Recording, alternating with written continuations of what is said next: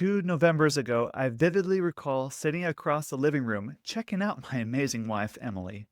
Although we have the familiarity of being married for nearly 2 decades, in that moment, she was all new to me and fascinating to me. I admit I caught the butterflies all over again for her. In that moment, she was more than just the same woman I wake up to every morning and raise children with. I found that she's a person with lots of mystery and depth, and I just couldn't get enough of getting to know her more. I found her so compelling. You see, the weekend prior was date night. We like to put a lot of effort into our date nights, and this particular time we tried something new we haven't done before, and that was a role play date, which took both of us a little bit out of our comfort zone. We took on different personas and played our various roles, flirted, and had a whole lot of fun. And we had the help of some creative ideas, which you'll get to hear about more in this episode, to help us ease into the experience. It was not only a fun experience, but it brought out different side of my wife that I don't see very often. That was really hot, and I think she saw a different side of me too. Today's episode is about flirting and having fun by trying on a different persona on a date night. It's about using the power of role play to infuse fresh life into your marriage. It's like putting on a different outfit than the one you usually wear and being playful. And because this is Get Your Marriage On, we'll add a sexy twist to it, of course. My guest is my friend Katie Runyan. She's the founder of Faithful Fling, an online resource my wife and I use to get creative ideas for date night. You'll find Katie to be a very creative and fun person. I realize that the idea of sexy role play isn't for everyone, just like not everyone is into all the fun that goes into picking out a Halloween costume or being super romantic for Valentine's Day, and that's okay. But I encourage you to listen and pick out the principles you find can apply to your marriage to take your marriage to the next level. Speaking of next leveling your marriage, we're just 1 week away from a very fun virtual lovemaking retreat. It starts on Friday night, Valentine's Day, and concludes Saturday night, the next night. We're putting this on because we want to help you discover something new and deeply connecting in your marriage. You'll get to join me from the comfort of your home or a hotel as we walk you through a very connecting sexual experience designed to draw the two of you closer together. You can find the details on the getyourmarriageon.com website. Now, if you're looking for something more in-depth and more transformative, you don't want to miss our upcoming in-person couples retreat. This is the only in-person retreat that we're planning this year. The dates are March 26th through 30. During this retreat, you and your spouse will get to do a deep dive into your marriage dynamic, get real tools and coaching to help you with intimacy, and start to remove the real blocks that are keeping you and your spouse from connecting at a deeper level. You get to work through all this surrounded by, it's fun, it's romantic, it's in a beautiful resort, beautiful atmosphere, and it's a small group. So it's not like you're in a stuffy hotel conference room with hundreds of other people. And as of this writing, we just have one spot left. Perhaps you'd like to take this spot. If your circumstances allow, it would be great to see you at the retreat. Now, let's go meet Katie and talk about role play. Katie, welcome back to the Get Your Marriage On podcast. How are you today? I'm awesome. Thank you so much for having me. So I get your emails that you send occasionally, and recently you sent an email about a snowed-in date. Can you tell everyone a little bit about this idea that you have? Yeah. So this winter, I was thinking how fun it would be to create a role play date where you and your spouse are able to kind of play off the weather that you might have around you. You can even do it where you live, where it's in the desert. It doesn't really matter. But I thought to myself, usually you're snowed in, there's not much to do. You're like super prepared, you're warm. What happens if we just kind of created a fresh, vibrant scene where Sam is a rancher from Montana and we've got Lucky Lucy and she is from sunny Arizona. She has no idea how to drive in any weather, and she's going to go up and look at this cabin that her great Aunt Linda gave to her. So this is what they do. She obviously gets stuck because there's a blizzard and she sees a chimney ahead. So she just tramples through the snow and she knocks on a stranger's door, and it just happens to be this rugged rancher dressed up in some flannel and boots, and his house is all warm and there's a fire. And then she's got this cute little happy, lucky vibe where she's like, oh my goodness, thank you so much. I thought I was just going to die out there. And you've got this cute little meet cute, and you just She continue invites to. herself in.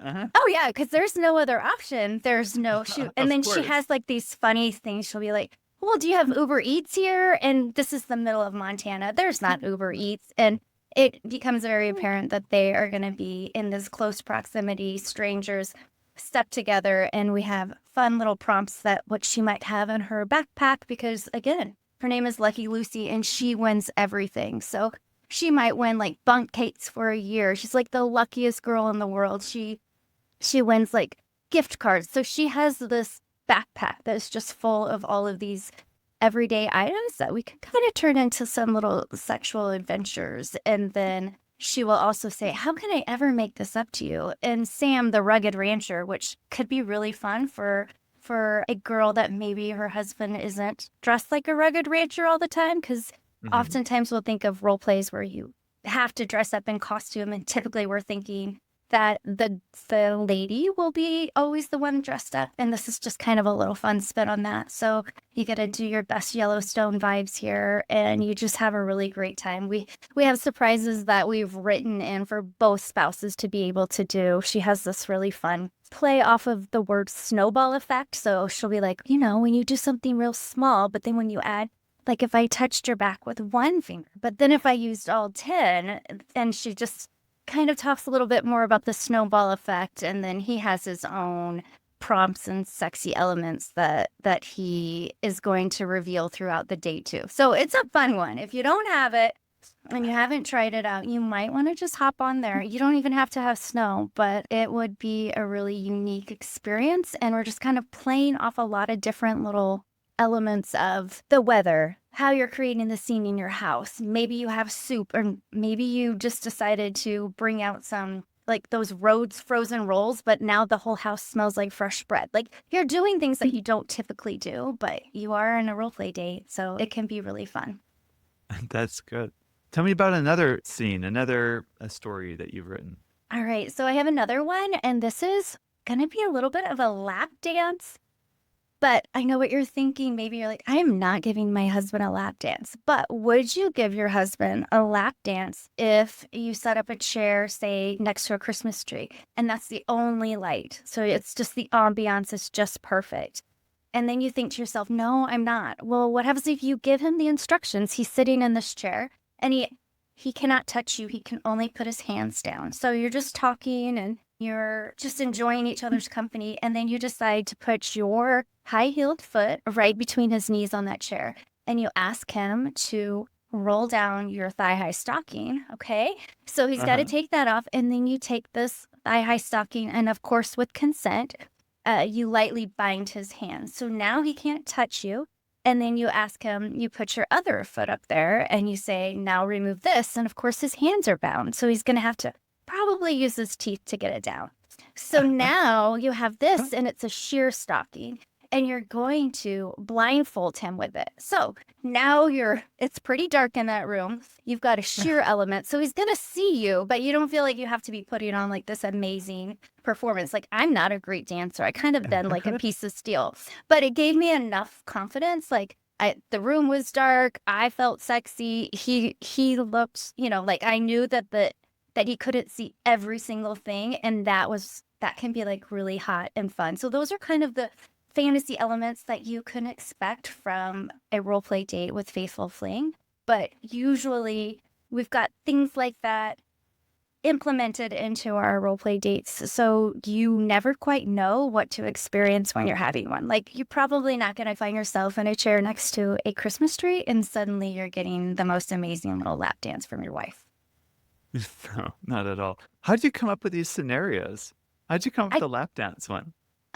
Well, I kind of think that it would be really fun to do myself. And then I try to think, what could I do to make it that I would feel comfortable? What, it would need to be dark, and kind of things like that. And then I think you can make everyday items sexy. So that Christmas tree, the next time you look at it, you're probably going to smirk and be like, I know what we did next to that tree, And how do I Yeah, come up yeah. with yeah, I have a creative mindset of trying to make everyday items. Like, we have one with a step stool. I'm not kidding Uh-huh. you.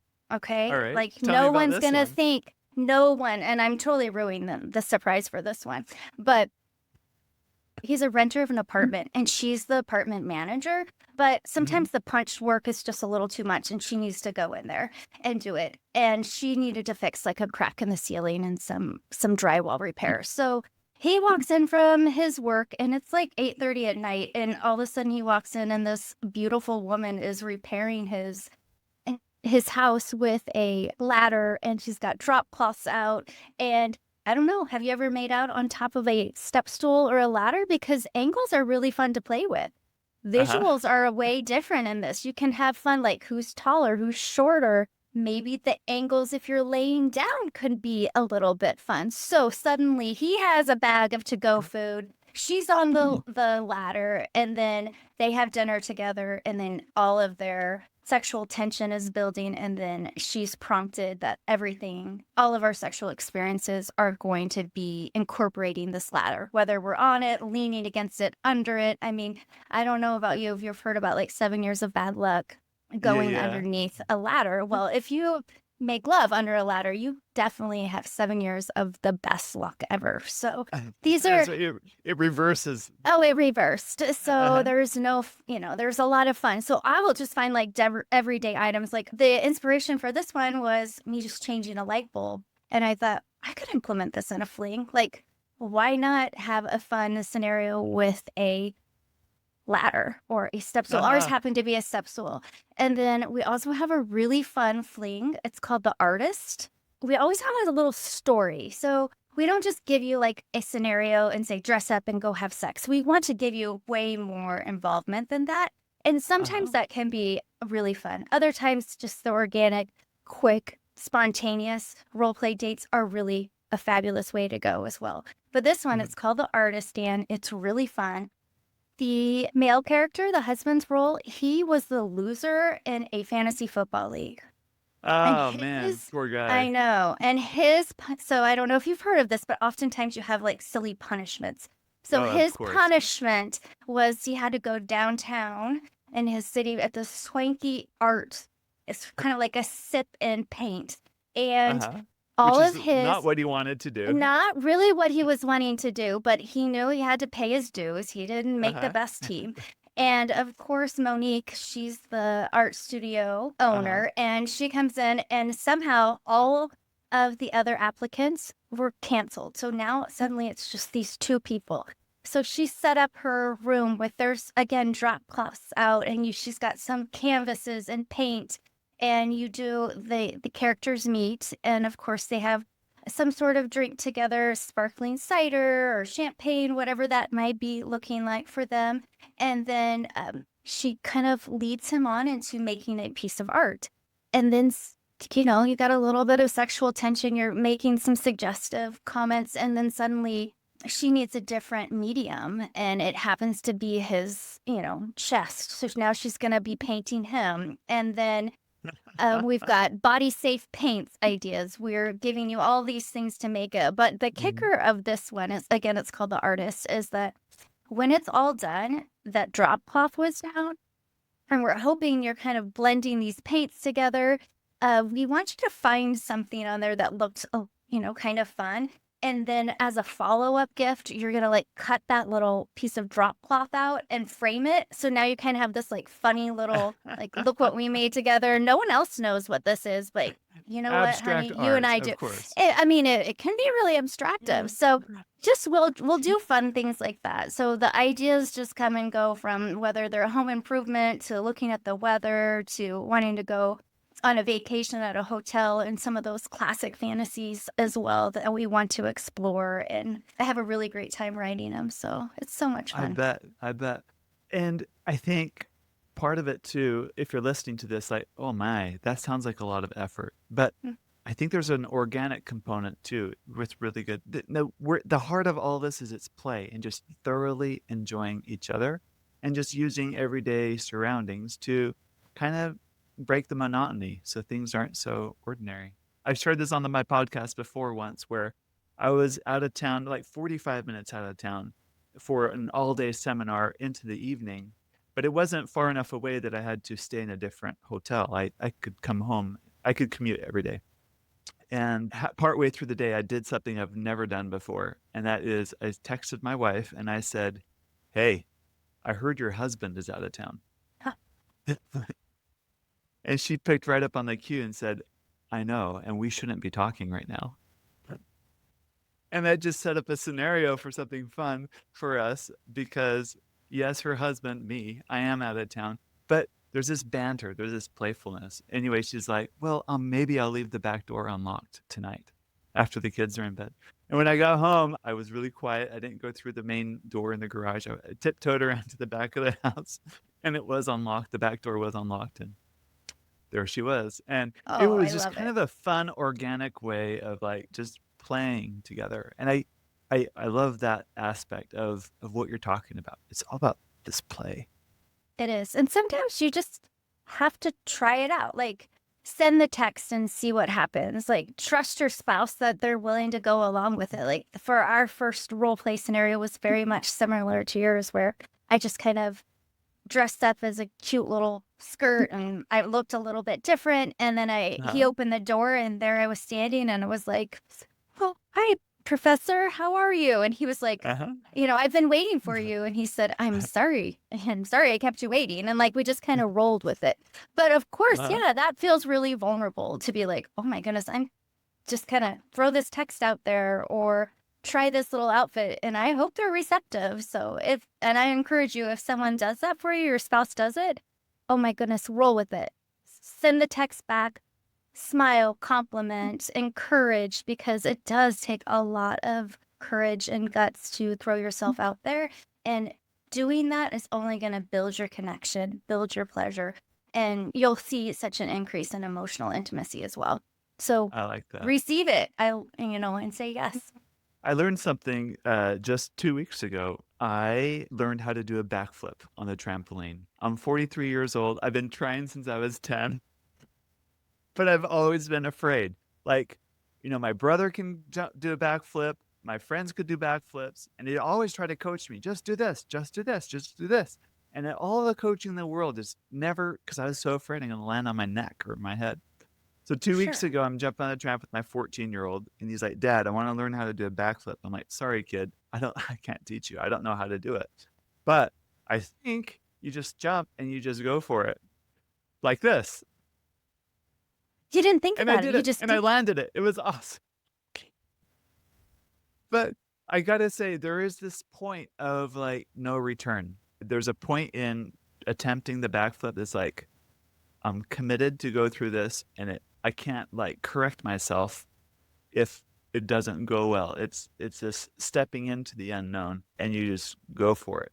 And then, to my surprise, things kind of worked out, and I was so elated, so happy. Like, quick, quick, get the camera and do this again. Get it Did you on do it video. again? I did, and then a few Oh, times. It came naturally after that. But that's the idea of, I think, anything like what we're talking about. Sometimes there's hesitancy to start a fling or do something, and there's this like commitment. No, I'm gonna go put the chair by the Christmas tree, or no, we're going to set up the ladder in our family room or the bedroom. No, we're going to get the drop cloths, or we're going to get the supplies for a snowed in date. Like yeah. it's like a commitment, and there will be a point of like no return in your head. It's all in your head, but if you can overcome that hump, that fear, there's so much goodness on the other side.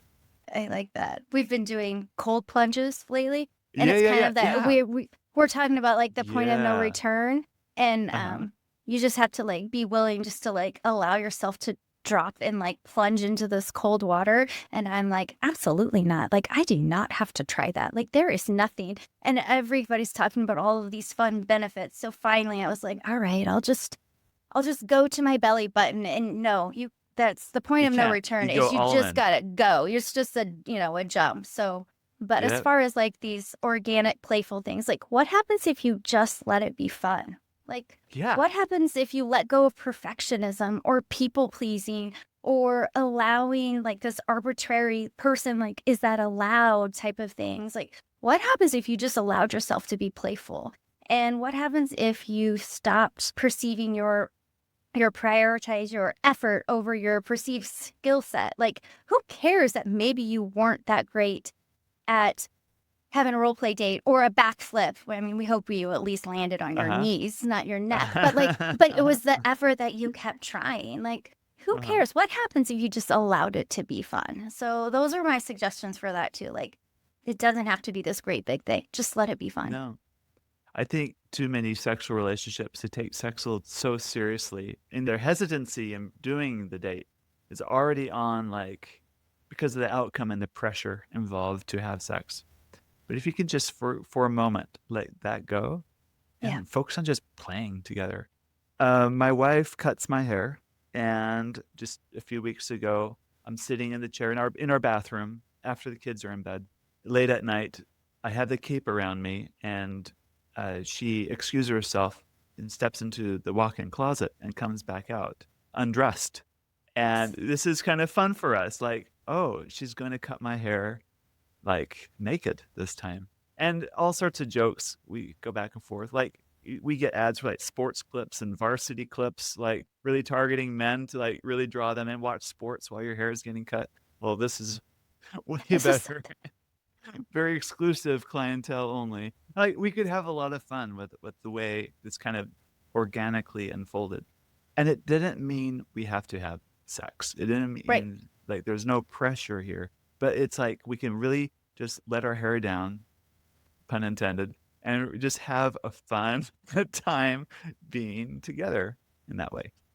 I love that. Even like one time my husband picked me up and I hopped in the car and I was like, thanks for picking me up. And he kind of looked at me like, that's like, she's always going to thank me, but it seemed a little bit more flirtatious. And he's like, Uh-huh. oh, yeah, no problem. I was on my way anyways. And that wasn't anything we Mhm. talked about. We just kind of like pretended that I needed a ride. And all of a sudden there was just like this sexual, like innuendo. And then we went to a family dinner. Like we were just having playful flirting before something totally normal was happening. It doesn't always have to lead to the sex, like you mentioned.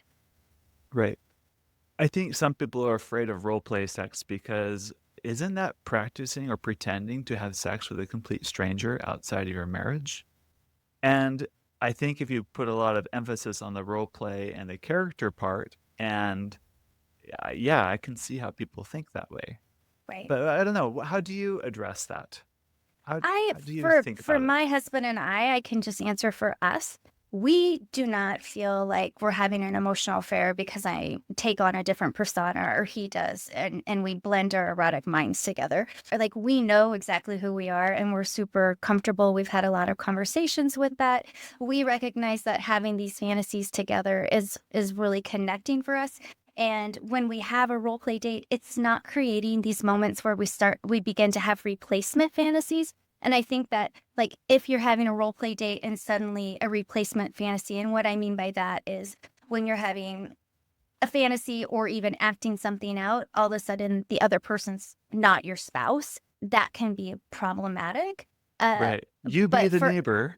yeah, like, I mean, I really want my best friend. Like, that can be problematic, but for us, like, that's not us. We realize that we're just exercising our erotic mind and we're having a playful experience and adding some novelty to it for us.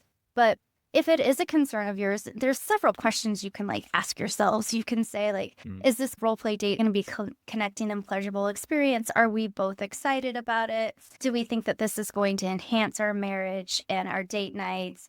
Are we willing to explore erotic minds and blend them together? And also, you never know unless you ask. So if you're wondering, like, hey, I don't know what they might think about having a role play date. I'm not sure what their feelings are about, is this going to feel like an emotional affair to them? And you never know unless you ask. So I think that there's a lots of different. And then one other thing is people will often be in character or in their new personas throughout the date. But then when it becomes more sexualized, they just like emotionally click back into who they really like, now I am Katie and this is John, and that it can still be a really fabulous experience. And just that little mental click is just what you might need. Yeah, that's usually us too. Yes. Yeah. We're not in character Right. while while going at it. So it's really about the play. It's the banter. We have different aspects of ourselves. Like I can be really serious. I can also be really analytical. I can also be very deep and thoughtful. I can also be lighthearted. I can also be really punny. I can also be really like soft and gentle and vulnerable. I can also be really firm and strong and dominant. Do you see how I have many aspects of me? Yes. And that all, as a whole, make up who I am. But in a way, isn't role play dates playing with different aspects of yourself and different aspects of your spouse? Just you might just exaggerate or highlight one specific part of who they already are just for a period of time. I think so, for sure. I think you're able to maybe those parts of yourself that aren't really out there all of the time that you can really embrace. And maybe that shows up in a role play date where you're like, all right, I'm going to be sexy Raquel the realtor, and I'm going to show you exactly where I want it, how I want it. And that doesn't typically come out. Another fun play part of having a role play date is sometimes you're the pursuer and you're often being pursued. And that can be a really fresh dynamic in a relationship where the husband's always the one that's trying to initiate. And it Mm, can feel really fun for the husband or wife to have that in turn. So to actually mm, feel like someone's wanting them. But also those small parts of you that are always there, and you're able to exemplify that and just kind of magnify what you are in part of the role play date can feel a little bit more authentic than just taking on this like role that you don't even think, you don't even resonate with. But if you can kind of find something that feels like a connection there, it can make it feel a little bit easier to get into character. mm. I like that. When we play with a role reversal, like usually in the bedroom, I tend to be more the dominant type. My wife is more the submissive type. So we fit into this stereotype. 80% of men generally are the dominant in the bedroom. But when we switch, it's very out of character for us, and we're laughing the whole time. But and it's goofy because we're both awkward in it.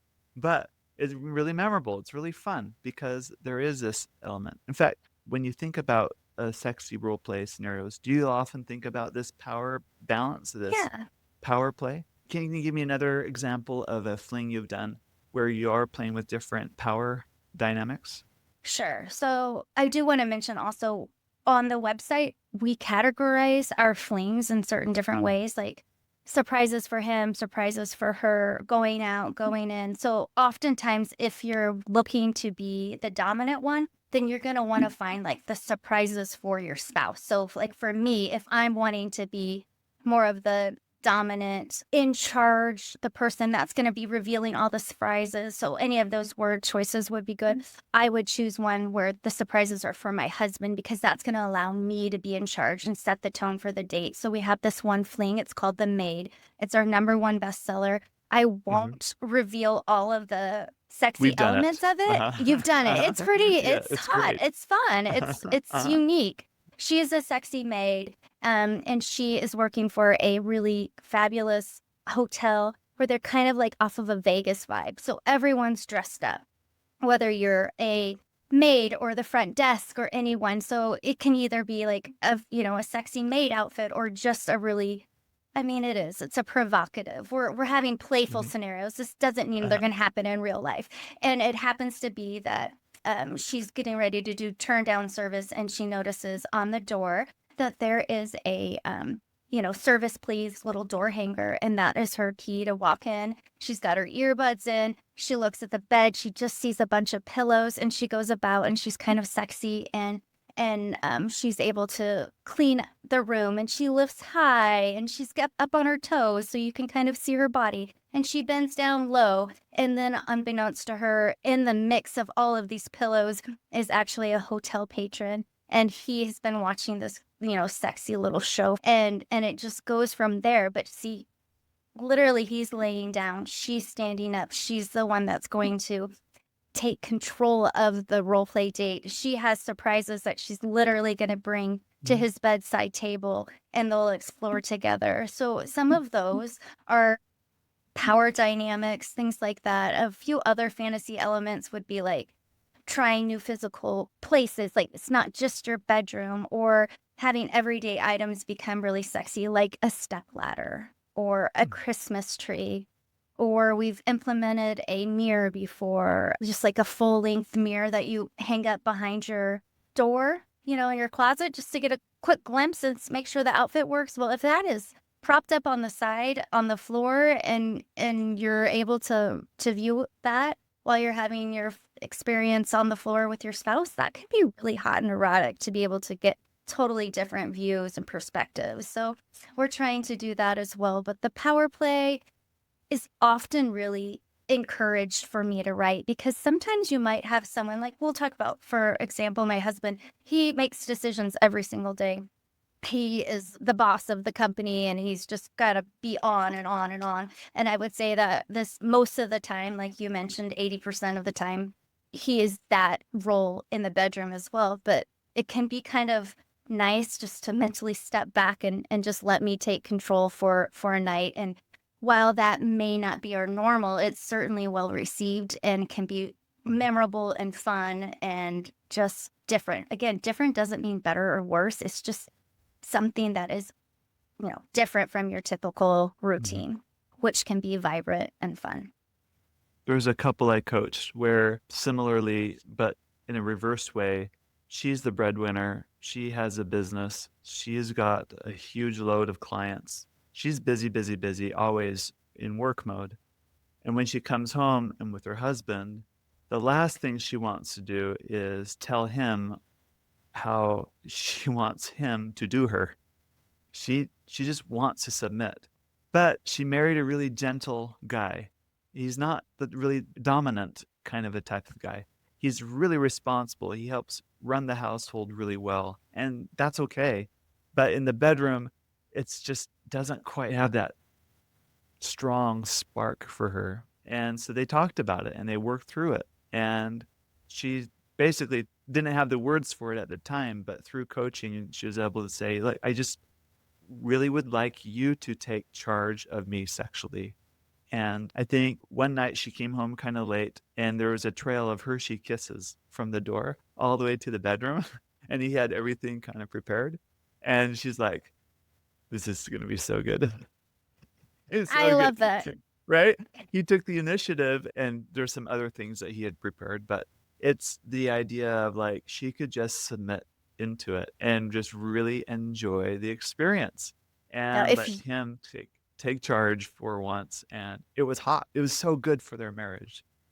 and she's never gonna think about Hershey Kisses the same again, right? Like that No. little glimpse is she's just gonna be like, "Hmm, I remember that." So if you are like wanting to have this trail of gifts and they're not Hershey Kisses, but you should check out the fling called Flame, okay?